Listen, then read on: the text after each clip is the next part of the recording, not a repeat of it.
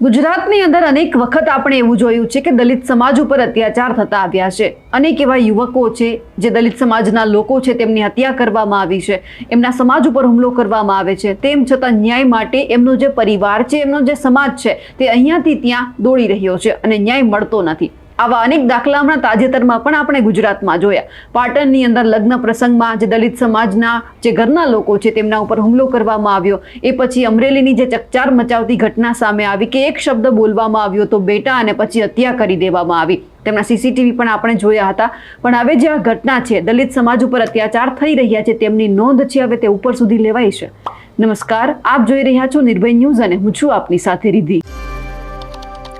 ગુજરાતમાં અવારનવાર દલિતો ઉપર અત્યાચાર થાય છે તે તો આપણે જોયું છે। એમાંની એક ઘટના હમણાં આપણે તાજેતરની જોઈ, અમરેલીનો મુદ્દો, જે નિલેશ રાઠોડ છે તેમની હત્યા કરવામાં આવી।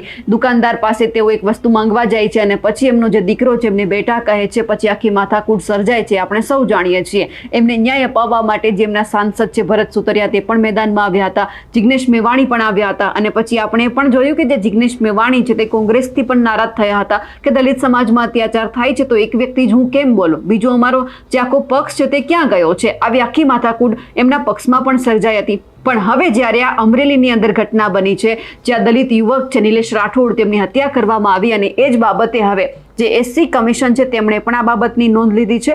એસસી કમિશનના જે અધિકારીઓ છે તે પણ અમરેલી પહોંચી રહ્યા છે। જ્યારે આપણે જોયું હતું કે જ્યારે આ ઘટના બની ત્યારે એમના પરિવાર છે તેમણે એક માંગ કરી હતી કે જ્યાં સુધી યોગ્ય વળતર આપવામાં નહીં આવે, અમને ન્યાય નહીં મળે, ત્યાં સુધી અમે નિલેશ રાઠોડની જે આ મૃતદેહ છે તે સ્વીકારવાના નથી। અને પછી જ્યારે બંને પક્ષે સમાધાન થયું, એમને સમજાવવામાં આવ્યા, સરકાર તરફથી સમજણ આપવામાં આવી અને એ પછી જઈ અને જ્યારે એમનો મૃતદેહ છે તે સ્વીકારવામાં આવ્યું, અંતિમ ક્રિયા કરવામાં આવી। અમરેલીમાં જે યુવકની હત્યા થઈ તે જ ઘટનાને પગલે હવે રેન્જ આઈજી અમરેલીમાં પહોંચ્યા હતા। રેન્જ આઈજી ગૌતમ પરમાર છે તે ઘટના સ્થળની મુલાકાત લીધી, તેમના પરિવારને મળ્યા છે અને એમની જ સાથે જે અમરેલીના એસપી છે સંજય ખરાત, એમની સાથે ડીવાયએસપી, એલસીબી અને એસઓજી પણ ઘટના સ્થળે પહોંચ્યા હતા, નિરીક્ષણ કર્યું હતું અને ખાસ જે લાઠીના ઝરખિયા મુકામે જે દલિત યુવકની હત્યા કરવામાં આવી હતી એ જ જે યુવક છે તેમના પરિવારજનોને સાંત્વના પાઠવતા પણ આઈજી જે ગૌતમ પરમાર છે તે પણ નજરે પડ્યા છે અને ખાસ કરીને તેવું પણ ક્યાંક કહેવામાં આવ્યું છે કે જ્યાં મોત થયું છે, જ્યાં હત્યા કરવામાં આવી છે, એ મામલે ઉચ્ચ અધિકારીઓ દ્વારા નિષ્પક્ષ તપાસ છે તેમનો પણ ધમધમાટ હવે શરૂ થશે। કારણ કે જ્યારે આ ઘટના બની ત્યારે અનેક એવા નેતાઓ હતા કે જેમનો ઉધડો લેવામાં આવ્યો હતો, એટલે ક્યાંક હવે જ્યારે આ ઘટના બની છે તેમના પડઘા ક્યાંક એવું લાગે છે કે છેક ઉપર સુધી પહોંચ્યા છે।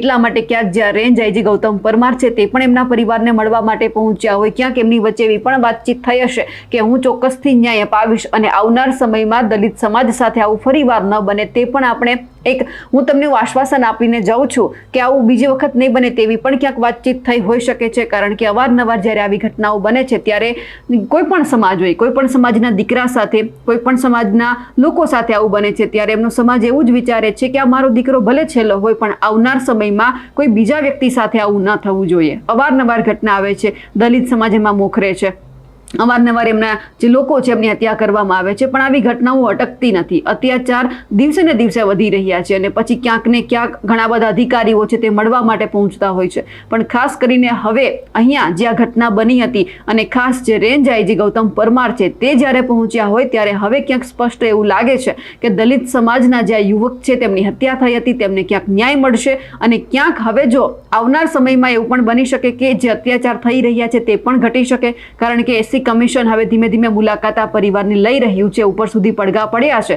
એનો મતલબ ક્યાંક સ્પષ્ટ હવે એવો દેખાઈ રહ્યો છે કે આવનાર સમયમાં બીજો કોઈ જે આ નિલેશ છે તે ન બને। એટલા માટે કારણ કે જે રીતે આ નિલેશ રાઠોડની હત્યા કરવામાં આવી હતી એ પછી બધા લોકોને એવું હતું કે ક્યાંય હવે બીજા લોકોનો ભોગ ન લેવાય। પણ હવે જે રીતે દલિત સમાજ છે અને ખાસ કરીને જે આ દલિત પરિવાર છે તેમની જે મુલાકાત લેતા રેન્જ આઈજી ગૌતમ પરમાર નજરે પડ્યા છે તેમને લઈને આપ શું માનો છો? કમેન્ટ કરીને ચોક્કસથી જણાવજો। સાથે જ અમારી નિર્ભય ન્યૂઝ ચેનલને લાઇક, શેર અને સબસ્ક્રાઇબ કરવાનું ભૂલશો નહીં। નમસ્કાર।